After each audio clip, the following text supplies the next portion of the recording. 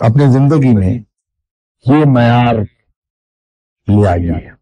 اپنے عزیز رشتہ دار، بہن بھائی، عزیز و اقارب، دوست، ان پہ نظر رکھیے کہ جس رنگ میں جہاں جہاں آپ کسی کی کوئی بھی خدمت کر سکتے ہیں، اسے کہنا نہ پڑے، آپ از خود اس کی خدمت کر دیجئے، انتہائی خاموشی کے ساتھ، جو آپ کی ذات کے علاوہ کسی تک بات بھی نہ کبھی پہنچے. تو آپ دیکھیے تماشا کہ رب تعالیٰ آپ پر کیسی رحمت نازل فرماتا ہے. کہ ذکر اذکار کی بجائے اپنی تربیت پر زور دے دیجئے کہ ہمارے رویے.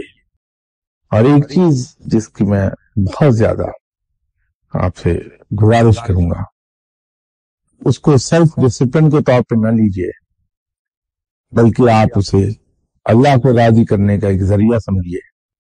دیکھا یہ گیا ہے کہ ہم لوگ بس میں سوار ہونا چاہتے ہیں تو بس کے آنے پر کوشش یہ ہوتی دھکم پیل کر کے ہم پہلے چڑھ جائیں. دوسروں سے کہ آپ جائیے، میں نیکسٹ بس میں آ جاؤں گا، کوئی بات نہیں.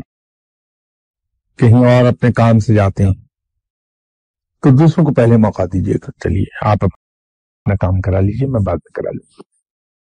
اسی طرح یہاں لوگ دعا کے لیے آتے ہیں تو کوشش یہ ہوتی ہے لوگوں کی کہ ہم لمبی لمبی داستانیں بیان کر دیں، اپنے دکھ درد کی تمام داستان، جو رویداد غم ہے وہ پوری A to Z ہم مینشن کر دیں. دوسروں کا خیال رکھیے، دوسروں کی سہولت کا خیال رکھیے کہ اللہ آپ کی سہولت کا خیال رکھے گا. اپنا حق دوسروں کی فیور میں چھوڑ دیجیے. دیکھیے اللہ تعالیٰ کس طرح سے نوازتا ہے آپ کو. اگر کہیں انتظار کر رہے ہیں اور آپ کو سایہ مل گیا ہے تو وہ سایہ کسی دوسرے کو آفر کر دیجیے. آپ ادھر آ جائیے، میں دھوپ میں کھڑا ہو جاؤں گا، مجھے سردی لگ رہی ہے، میں سردی محسوس کر رہا ہوں، آپ ادھر آ جائیے. تو دوسرے کو سایہ آتا کرو. اللہ تعالیٰ آپ کے لیے بادل لے آئے گا، یہ میرا ایمان ہے. علم لدنی یوں ملے گا، اللہ کی قربت یوں آئے گی، ذکر اذکار سے نہیں آئے گی. یہ میں آپ سے عرض کرتا ہوں.